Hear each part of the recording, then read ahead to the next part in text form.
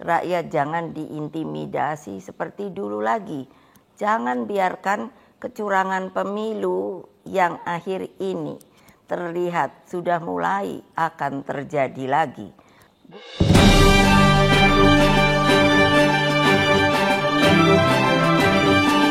Assalamualaikum warahmatullahi wabarakatuh.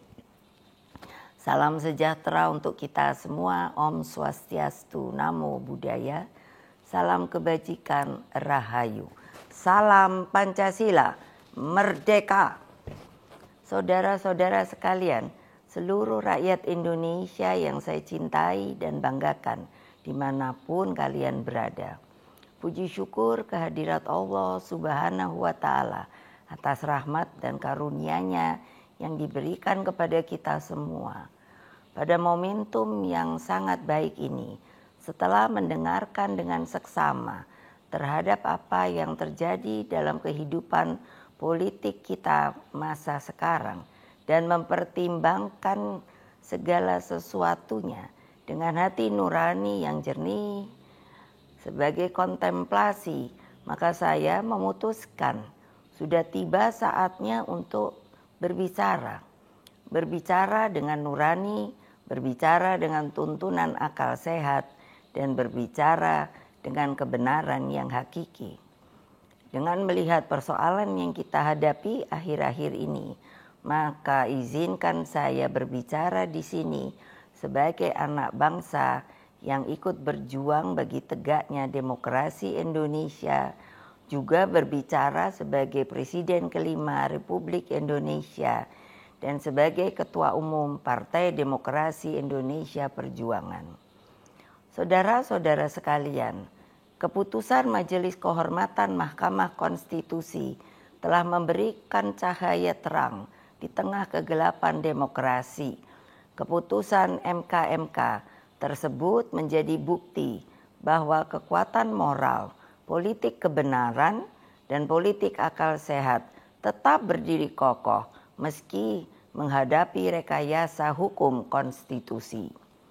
Kita semua tentunya sangat-sangat prihatin dan menyayangkan mengapa hal tersebut sampai terjadi. Berulang kali saya mengatakan bahwa konstitusi itu adalah pranata kehidupan berbangsa dan bernegara yang harus diikuti dengan seluruh-seluruhnya.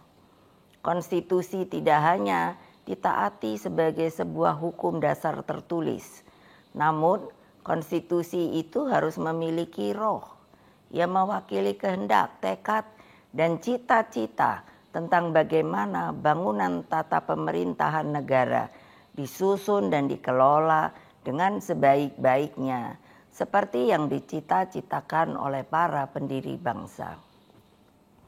Apa yang terjadi saat ini mengingatkan saya ketika sebagai Presiden Republik Indonesia saat itu diperintahkan melalui perubahan ketiga Undang-Undang Dasar 1945 yang diatur dalam pasal 7B, pasal 24 ayat 2 dan pasal 24C tentang dibentuknya Mahkamah Konstitusi. Dari namanya saja, Mahkamah Konstitusi ini seharusnya sangat-sangat berwibawa, memiliki tugas yang sangat berat dan penting guna mewakili seluruh rakyat Indonesia di dalam mengawal konstitusi demokrasi. Dengan perannya yang begitu penting, saya sangat serius menggarap pembentukannya. Saya sebagai Presiden didampingi oleh Menteri Sekretaris Negara mencarikan sendiri gedungnya. Dan saya putuskan berada di dekat istana, yaitu suatu tempat yang sangat strategis yang disebut sebagai Ring 1, sehingga Mahkamah Konstitusi tersebut harus bermanfaat bukan bagi perorangan, tapi bagi rakyat, bangsa, dan negara. Saya ingat waktu itu, Ketua MK yang pertama adalah Pak Jimli Asidiki, dan saya sangat berterima kasih atas segala konsistensinya selama ini. Saudara-saudara sekalian, seluruh rakyat Indonesia yang saya cintai dan banggakan, Dengan seluruh suasana kebatinan terkait pembentukan MK ini, apa yang menjadi kehendak rakyat melalui reformasi adalah suatu perlawanan terhadap watak dan kultur pemerintahan yang pada waktu itu memang sangat otoriter. Dalam kultur otoriter dan sangat sentralistik ini lahirlah nepotisme, kolusi, dan korupsi. Praktek kekuasaan yang seperti inilah yang mendorong lahirnya reformasi. Semangat reformasi yang berkobar-kobar itu menggerakkan rakyat hingga masuklah zaman demokrasi.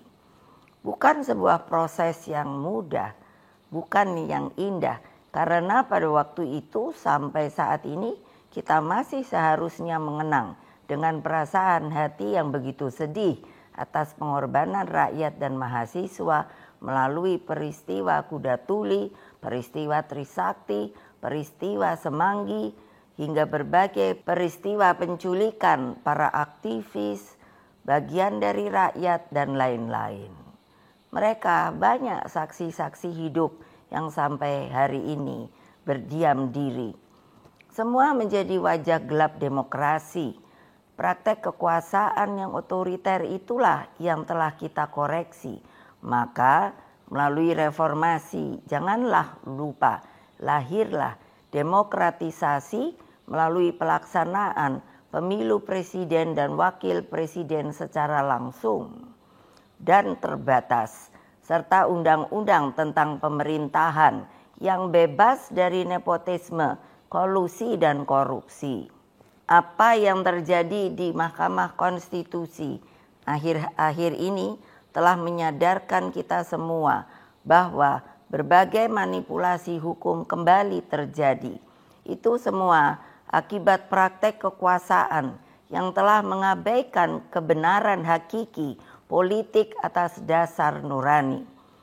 Saudara-saudara sekalian, seluruh rakyat Indonesia yang saya cintai dimanapun kalian berada, jangan lupa kita adalah bangsa pejuang.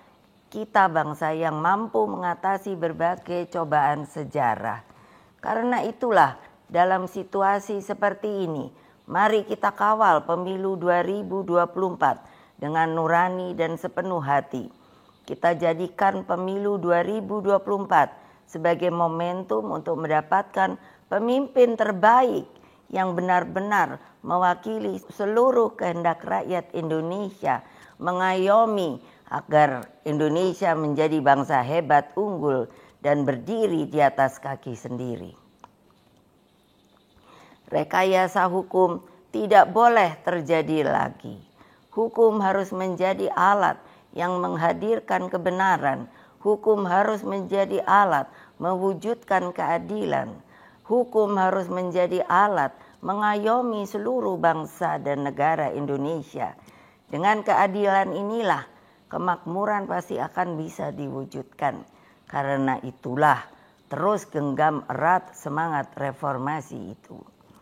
Jangan lupa terus kawal demokrasi berdasarkan nurani. Jangan takut untuk bersuara, jangan takut untuk berpendapat selama segala sesuatunya tetap berakar pada kehendak hati rakyat. Terus kawal dan tegakkan demokrasi. Itulah kewajiban kita sebagai warga bangsa dan bahkan menjadi keharusan setiap anak negeri dan bangsa agar tidak terjadi kesewenang-wenangan. Sebab kedaulatan rakyat harus terus kita junjung tinggi. Pemilu yang demokratis, yang jujur, adil, langsung, umum, bebas, dan rahasia harus dijalankan tanpa ada kecuali. Rakyat jangan diintimidasi seperti dulu lagi. Jangan biarkan kecurangan pemilu yang akhir ini terlihat sudah mulai akan terjadi lagi. Gunakan hak pilihmu dengan tuntunan nurani. Semoga Allah yang Maha Kuasa meridui perjuangan kita. Merdeka, merdeka, merdeka. Terima kasih. Wassalamualaikum warahmatullahi wabarakatuh. Om Santi Santi Santi Om Rahayu.